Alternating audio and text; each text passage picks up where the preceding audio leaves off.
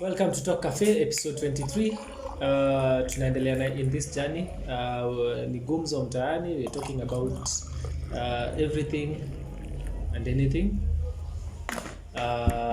Recently tumekuwa political sana, which I think is a good thing kwa sababu tunajaribu to ensure that young people get interested in their politics in their localities, kwa sababu at the end of the day any political decision made in this country affects you directly. Acha kusema maneno ati affect ati indirectly. It affects you immediately. It affects you immediately. The moment tu minister fulani anaenda kwa Kenya Gazette anaandika hapo that for example kama sahi social health insurance fund imekuwa activated hivyo so unajua 2.5% of whatever salary you earn will go towards payment to the social health insurance fund. Na hiyo ni kwa salary. Na the moment an official anatoka anasema maybe we can increase this idea to 2000 Kenya shillings. Maybe he's thinking. Mse tu anaamka tu siku moja unaona tu kwa Kenya Gazette we can increase alafu anakuja anakuambia you know the system mama the government listens ati we have reduced it to 1000 muambie bullshit. So basically every political decision made Nimekataa. Nimeshakataa. Alizwa 2000 akaleta tawa. The government listens. Tunaenda ufala ndio. Ilikuwa so. Na kisha mimi tunajua wanajua tu kupanga wa Kenya. Maswala ilikuwa abstract. Ilikuwa tu abstract ya police. Hiyo tu. Idea ilikuwa free kureview. Abstract ya police ndio walikuwa wanachukua hiyo. So unaona, so hivyo ndio tunachukuliwa. Ni hiyo example. Kwa salary na kimaisha hakuna kwenye tunapotelea. So every political decision made affects you directly. So siseme it does not affect me. Si mimi ati ni watu wakubwa. Watu wakubwa gani? Wapi? Ni wewe. Wewe na familia yako yote. So it's important for you to be kujua just be aware of what is going on, ask questions where questions need to be asked, and make the right decisions when you are voting for people. Going forward, people who can actually go and truly look at your are there for your good and not for their own personal benefits. Unaona na for it to change ni sisi to the younger generation tunaweza do something manzi. Juu the boomers hakuna venye wanaweza tusaidia saa hii. Ni sisi tujaribu to make people aware, to aware, to learn, tujue na tupate. Hata kama sisi sisi ndo tunaweza weka hiyo ignition because I think sai mama Kenya tuko, we got independence in 1963, we are in 2023. How many years are those? 50 ama ni 60 years. That is actually 60. Actually jamhuri itakuwa tuna celebrate 60 years of independence. I think in 60 years kuna vitu hatufai kuwa tunaongea juu yake. Vitu zingine kuna vitu hatufai kuwa tunaongea juu yake 60 years later.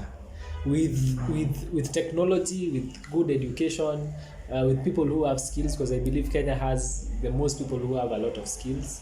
Very skilled. Yes, actually ukiangalia the demand for the Kenyan workforce huko nje inakushow major. Yes. Hadi ndio maana hadi Ruto ako proud kutuambia we are planning to export. Ni hata jina export mbona anatumia. Ina sound manze disrespectful manze. We want to export labor. It's because we are skilled. Na so mahali tumefika, I think kitu kwanza tunafaa tutoe ni I think tuko na ubinafsi mob sana. As a people tuko na ubinafsi. Ama it's always self interest first and the interest of the country first. It's always me. Yeah, it's always about me. Everything me. Unaona? Ndio maana unaona for example, na ukitaka kujua mimi husema the easiest way to know our people is just using the basics. Takwambia tu example, for example. So ukiangalia a lot of traffic jams yuko sio hapa Kenya, ziko sio wengi kwa sababu ati kuna accident ama kuna nini ama kuna nini. Inakuangajia kiburi. Inakuangajia kiburi. Ati mimi nataka nifike mbele ya huyo. Ati mi mali naenda is much more important than the next person. Ambaye ako hapa. So wewe una haraka, mimi niko na haraka. So mimi wacha unapata na hiyo haraka yako umesimamishana na gari. Umesimamishana na gari mmefungiana. So instead of kitu ingechukua ingekutake 30 minutes to clear out, una spend up to 3 hours. 3 hours. Yeah. Just because of one car. Just because of one car or two cars ambazo walikataa kufuata tu mdogo inafa. So unataka kwenda the wrong side, unataka kuingia sijui wapi kwa matope, sijui utoke nje ufanye nini, like you binafsi ndio tuko nayo sana. Everybody thinks about themselves, never about hata ukiangalia vile tunaishi even in our neighborhoods, like a majority of the people don't know the person who lives next to them.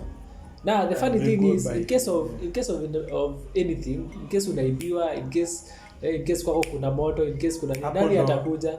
Huyo neighbor ndio atakuja kukusaidia. So kwa nini usijuane na neighbor wako?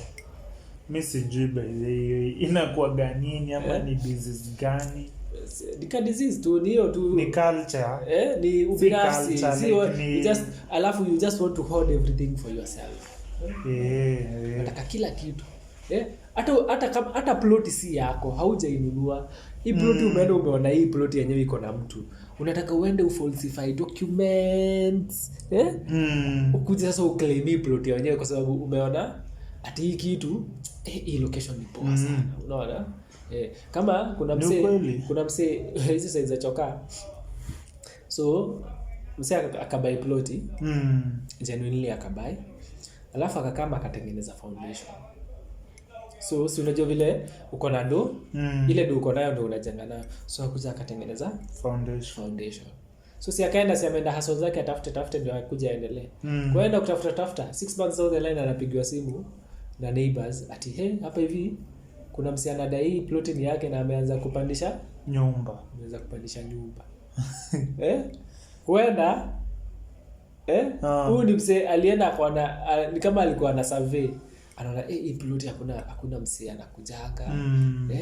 Mjengo foundation. Basically alikuwa anaendelea kutoka pale. Na hakuwa na haya. Alikuwa anaendelea kutoka mahali iliachwa. Kaendeleza. So ni ubinafsi, unaona kitu ya mtu unaitaka. Unaona? You're just thinking about yourself and how you are going to kujiendeleza. Lakini kile ujui ni uwezi jiendeleza sana. Utafika tu mahali utataka tu utahitaji support ya watu. Lazima utahitaji support by. So ukijiona uko na teke sana, itafika mahali utasimamishwa tu na dunia ati mtu anafikiria naweza enda without these people. Lama tulianza ati naweza nini? Si ni waache man. Hiyo ndo characteristics ya Wakenya. Hata mkue mbogi watu 6. Kuna mmoja wenu hapo lazima watoke. Ama lazima atadai something to propaganda tu yani. Kitu itajaribu kuangushwa. Na nini? Personal interest. Atataka kulete tu vitu. Unajua kama mko kigroup hivi, hata kama uko na personal issues vitu, yani unajua kama mko na agenda, haifai vitu zako juu kama ni si wote tulete vitu zetu, hatutaifanya kitu. Lakini kama si wote ni tunashikilia personal vitu zetu alafu hii agenda to accomplish, utaenda a little bit further.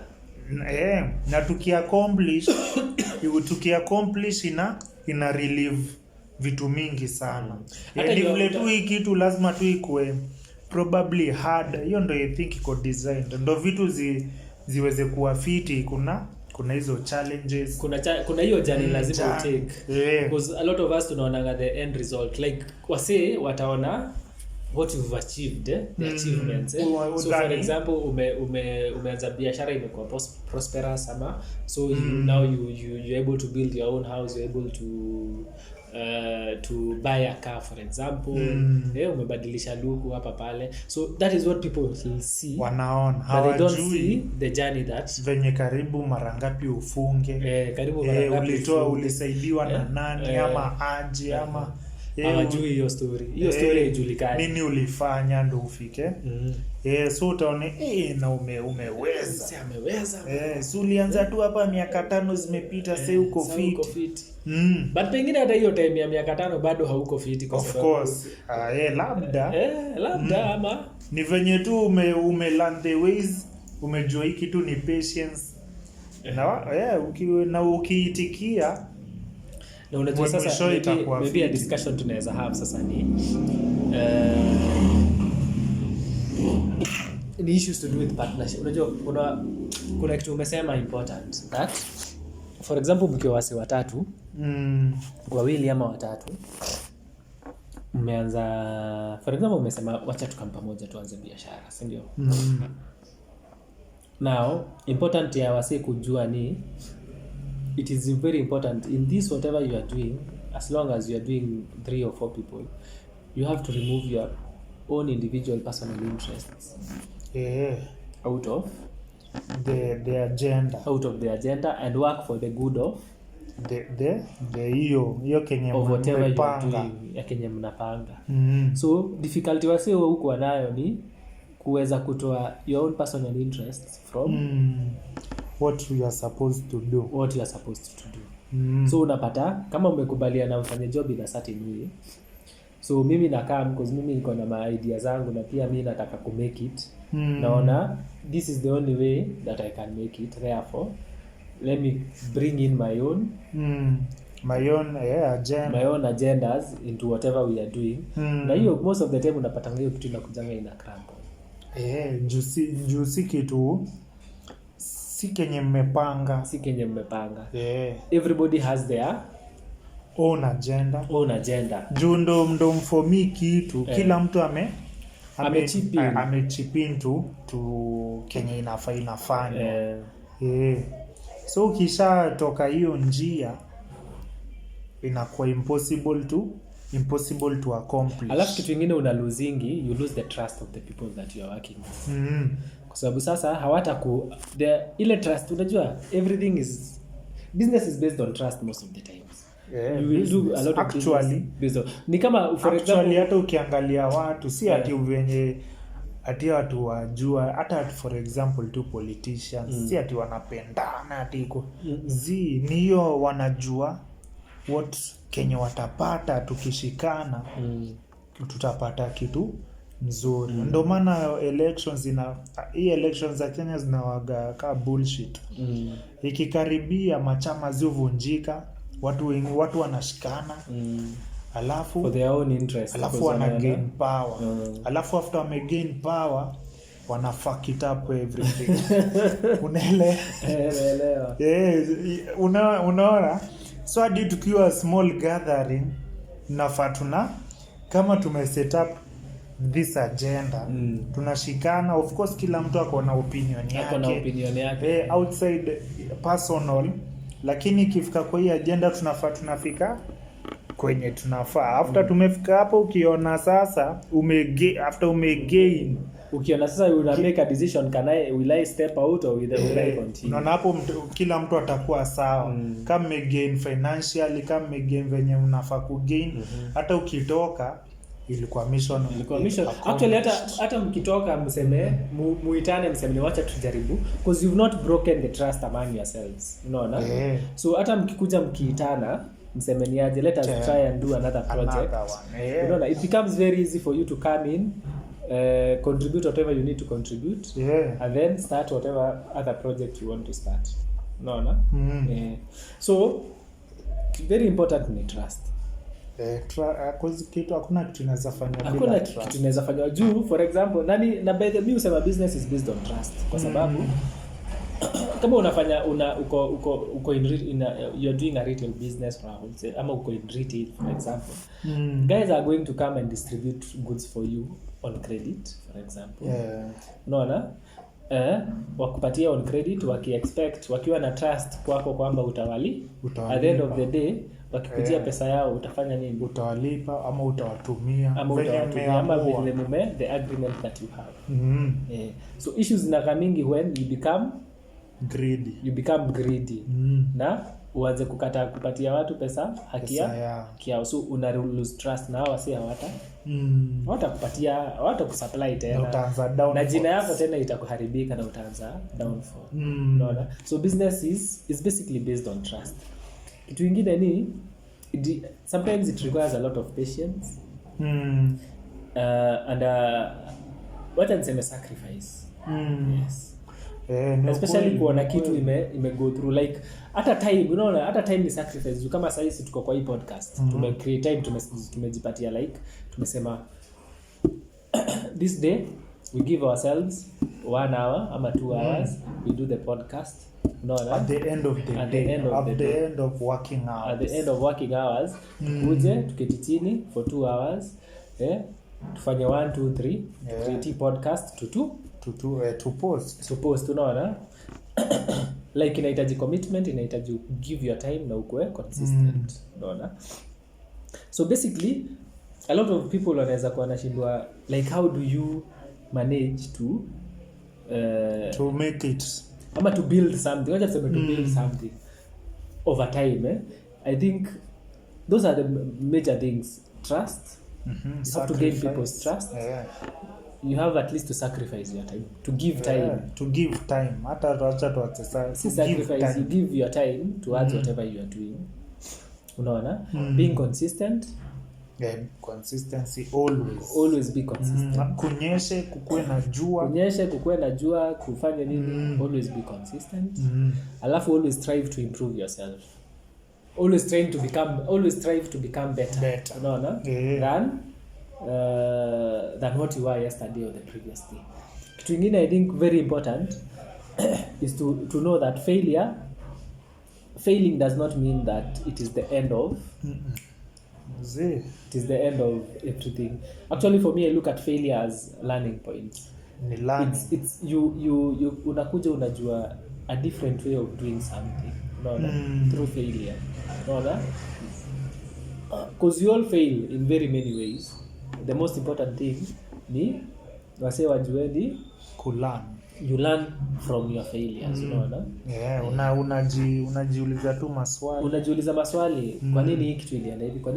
Kwa nini nashindwa commit target yangu na hii ndio target yangu? Where am I going wrong? Then you try and correct whatever is wrong. So and basically and I think that applies for a lot of things in life. Whether it's marriage, whether it's business, whether it's your relationship with the people around you.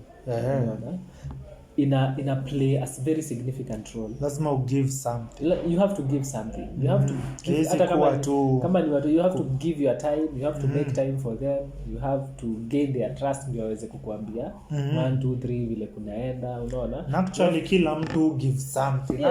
Hata ukiwa na toi wana givingi love. Wataenda kukimbiliwa kuchukulie kiatu wakuwekea hapo wanakurahisishia kazi somehow mbaya sana, unaona. Kila mtu must give some. Ama wakikuja wamechangamka na wewe mbaya sana, pengine your day was not very good but hiyo 30 minutes 1 hour ime improve moods vibaya sana. So I think very important as a society. I think tunafaa tuanze kuwa na paradigm shift. If we want this country to be better, I think we also have to be individually better. As individuals we have to become better. Unaona, in terms of even the way we lead our lives and the way and what we expect, because I believe if we become better, then even the governance of this country becomes better. And that is the only way we are going to prosper. by then ni sisi kwa sababu hata uko na mimi uangalie hata uko na do inakaaje mabilioni za pesa, but your neighbor hawezi saidia, but your neighbor ni popa mbaya sana. Because saa mimi uangalie scenario the funny thing is for every rich neighborhood there's always a poor neighborhood. Unaona? So ukiangalia kama Muthaiga, Mathare iko hapo, si ndio? Ukiangalia Karen, Kibra iko wapi? Hapo. Like for every rich neighborhood there is a slum. There is a slum, there is a poor neighborhood basically. So angalia hii scenario, yes. So where you are rich, you are wealthy, you've amassed everything in this world that you can have. Actually they are the ones who should be very afraid. You have amassed everything in this world. But then the people that you live with in the same country cannot afford a meal A day. and cannot be able to buy food for themselves or to get shelter. When worse comes to us, where do you think they are going to go for that food? Manzi sikaharibike tu. Ni ukweli tu kaka na dedi si. Hapana, like watu watakuwa tu irrational. Mimi ndo like wataenda wapi kutafuta hiyo food? Kwenye iko ndo wataenda. Na wanajua kwenye iko. Si ati watu wajui. Cause wanajua kwenye iko. So it's better for us if as much as you are wealthy and you have all the money in the world, then and you have all the power in the world, then you also try and make the lives of those who are less fortunate a bit better, that they can be able to afford a meal at the end of the day. They can be able to take their children to school. No, that they can be able to shelter themselves. They can be able to at least clothe their children. Unaona? Na ndo maana mimi niko hapa bado tu tukisema politics ina affect directly. Yes. Na ndo vitu kama hizo ni repercussions za wewe kama unajiweza kukosa kusaidia ule ajiwezi. Juu kama unajiweza, kama unaweza fikia hawa influential, kama unaweza fikia MP, uweze kueleza kuemphasize ya ukitax hizi vitu, hawa watu wanatufanyia kazi hadi sisi tunajua hawawezi jiweza. Unajua kwani nani anawafanyia watu kazi?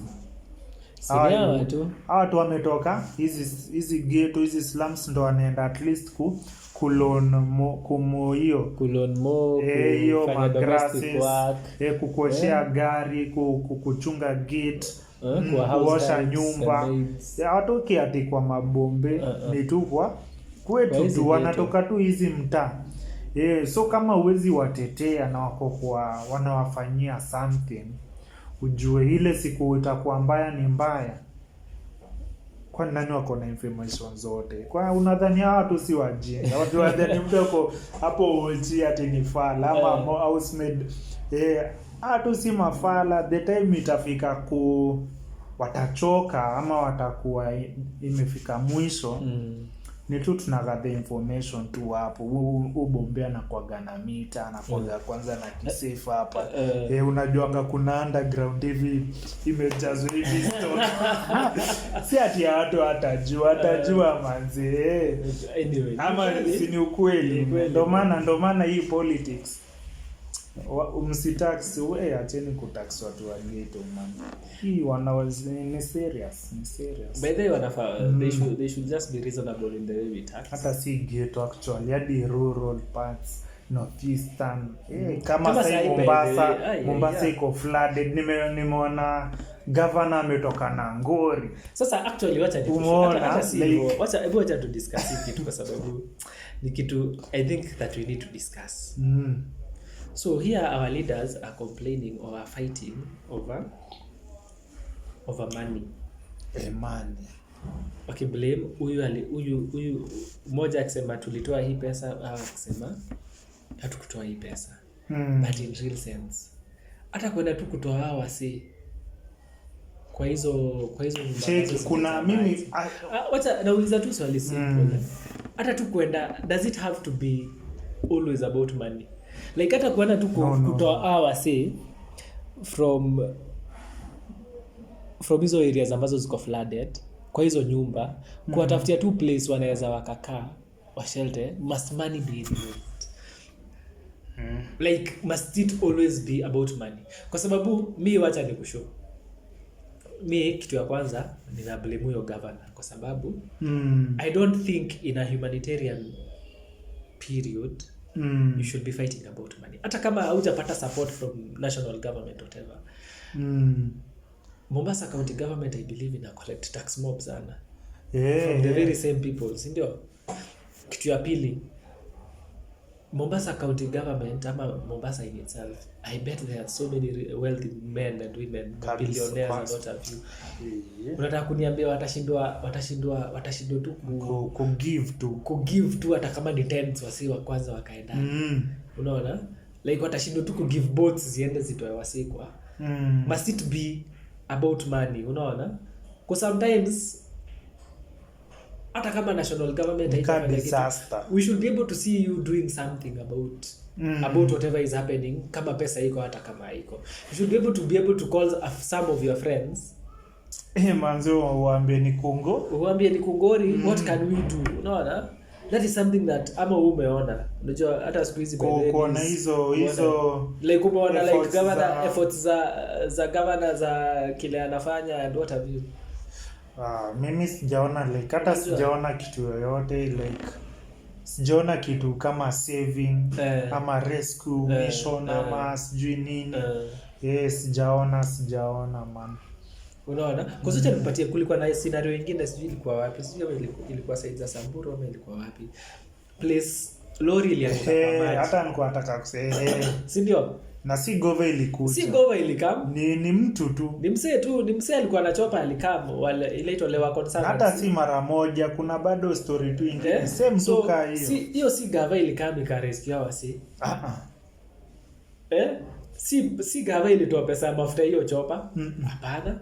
Maybe msee kwa gava inaitwaje msee within government ama NCA ama whichever alipiga tu simu akauliza ni aje unaweza kuja kusaidia, kuna wase wametrapiwa nini na wase wakakaa. Unaona? So for me I don't see where does money really come in when it comes to save your people when you can be able to mobilize other people with different resources to just come and chip in. Hata kama ile ndo ya kama ni kwa sort hizi ni deals, negotiation, teke so na hapa unajua hakuna time ya negotiation, agreements. There is no time for that. It's people's lives. Hakuna hiyo time ya kuketi chini kwanza kunegotiate. Lakini utaka hivi ucheki action. Unaona venye lakini pia gove na mambo. Utaka hivi ucheki kama Northeastern ama Garissa huko. Utaka hivi KDF ucheki kwa story chopa 2 zimeanguka siku moja. Ama hata I think ilikuwa 3 in 2 days. Unaelewa? So unakam hivi una chopa 2 za gova zinaanguka siku 2. The funny thing wacha tu unaelewa hiyo sijika ni logic. So unakaa hivi unaangalia govu unajiuliza nini shida. Kwani wajui kupilot ama maintenance ni ama maintenance. So kama ni maintenance mwa Kenya tuko kwa ngore. Kuna kitu imemaintainiwa. Alafu na kama nasikizia hapa David ndia hapa wewe it's a house akisema juu sasa hatuwezi itengeneza mabarabara. Tunatoa hiyo ni sikumbuki hiyo jina alitumia. Sasa tunaenda kwa which is housing. Unaelewa? Hizo zote ni theories man. Wacha niseme hivi kitu moja. Inaitwa wacha niseme tu hiyo ina house of cards. Inangoja. Mimi kwanza hiyo ndege nilishtua. Mimi niliona ndege 2 imeanguka siku moja. Nikafigure out, nikafikiria. Is it that these pilots are not well trained? Hata nikafikiria hivi. Sasa Kenya ikivamiwa ngapi hata tutafika kwa boda. Tutafika wapi kweli? Alafu hata vile nilikuwa nafikiria for example. Na see anything troubling. Kitu kingine nilikuwa I was thinking about ni sijaona any government efforts. Hata kama hamna pesa, why not mobilize for example kitu kama KDF ama National Youth Service kwenda kusaidia wasi wale wako wameaffected na floods. Kwa nini tu si mobilize tu wase waende? Pia hapo unajua tu ni pesa watasema ama for example hata si hivyo kutrain nani kama Kenya Navy for example they have boats si ndio? Kuna bots wametrainiwa in terms of issues to do with I bet disasters, by the way. So like as much as yes, money resources are important, but kuna resources ambazo gava iko nazo ambazo haiutilize kama hizo. Unaona, hatujaona ikiutilize. Maybe media highlight hizo stuff, but hatujaona wakiutilize those resources the way they are supposed to be utilized. Ni kweli. Kitu tulikwambia, we are in a house of cards. Manze, na moja ikianguka. Kadi tu moja ikianguka tu vizuri, everything crumbles. Sasa ni kadi zinagongwa tu. Everything. Na unaona, na ndio nakwambia kitu kiharibika, you don't look for big things because unaona sasa these guys a few months ago walikuwa in meetings talking about how they are going to finance issues to do with Elnino, disaster preparedness, tutatenga pesa. Unaona hiyo story ya walikuwa wamesema wameshatenga wako. Alafu juzi Rigijia anasema mtumie emergency fund zenu ni county government. Alafu nani anakuja anasema hakutakuwa na Elnino. By the way ndo unakaa hivi unafikiria hiyo kitu nikashindwa nani aliambia Awarezo. Hata si hivyo like who advises him. Hata juu metro huyo wa metrology, director of metrology. Anakuja hadi anashtuka na ako nani so cheki huyo ndo head wa metrology haja inform Awarezo kitu. Unaelewa huyo ndo head. I was actually head wa angalia the funny thing I was surprised this is a security issue. And you have a director of metrology who's one of his responsibilities is to advise government on issues, for example, to do with the weather and all that stuff. Metrology. Na the funny thing mse alisema hata hajawahi keti chini in a meeting na Awarezo kudiscuss about Kenya inafanyika Kenya tuna predict itafanyika, Elnino itakama. Tunaionaje? Like they've never sat down. Unaona vile kuna kwanga Oval Office. Like hajaitwa ku present his perspectives of what we expect to happen. Ku apologize na clarify. Apologize na clarify. Apologize about what he had already. Hapana, apologize kwa nini na si alikuwa amegive that information. Ndio hiyo Awarezo alidanganya. Awarezo alidanganya live. Niwe utaenda chini. Siju lazima president aprotectiwe. So ujue shida ni ya West ndo weather aliangushwa ngori yote like. But how does hiyo ndo ujue ndo government ya Kenya inafanya. Like how does a whole government make such a mistake? Like how does a president make such a mistake when he has people around him? Unaelewa sasa huwezi jua nani anamuadvise nani hamu. Mimi hata sijui hii story ya Elnino alikuwa anaona kuna pesa watasosi hapo ama walisha source of course ndo jua alisema ni mvua mingi tu inaku shakula pesa anyway. But it's very ni tricky. It's tricky by the way, ukiangalia ni tricky. Wezi si man. Unatubeba. Ni tricky by the way. Hiyo story nilikuwa nimefikiria kuiongelelea. But hiyo disaster Mombasa yenyewe hiyo ni hata areas za Wajia and not a. The funny thing like a year ago alikuwa in drought. Na kuna mtu alisaidia. Sasa wako in rainfall, wako in floods. So basically they're still in the same situation. They have no food. Their animals are still dying. Hakutakuwa na food hata ikiisha. Hata hii mvua ikiisha hakutakuwa bado na drought kwanza vizuri. Itakuja tu drought mara ya pili, unaona? Ni tricky. Ndo maana mimi sijui mbona wanabishana na kwenda hizi traveling. Sijui mimi sijui wanafaa tu wakae. Why do they kangori na tupata unajua nilikuwa naangalia kitabu kuna venye unajua the kings kitupata wao watajikushwa the kings of yesteryears when they had war, when there was war, the king was in the battlefield with his soldiers. Yeah. Kiangalia passion. Lazima angekuwa. hizo wars ataka yuko hata kama hayuko forefront but ako hapo anajua nini inaendelea, ana receive information, ana make strategies, ana make commands. In our scenario today, our leaders they'd rather go for Horatios. They'd rather go for Horatios sherehe, they'd rather go for sherehes. Na si hatuwezi. They'd rather go waende sherehe instead ya na watu waoneshe opulence and grandiosity. Watu wale wanatumianga big languages, watu waoneshe all that instead of actually sitting down and taking care of their citizenry. Manze waseme, ndio maana nasema vijana na youths, we really need to be conscious about our politics, and we need to participate in our politics. Otherwise sisi ndio tutaumia vibaya sana. Because these guys, to be very honest, hawafikiri juu ya hawafikiri manze. Mimi kwanza na their actions, what they tell us and what their actions are totally different. Totally different. So sisi yenyewe ndio we need to plan ourselves and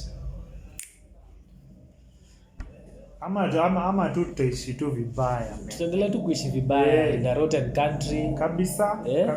With all the with kila mtu ajitegemee.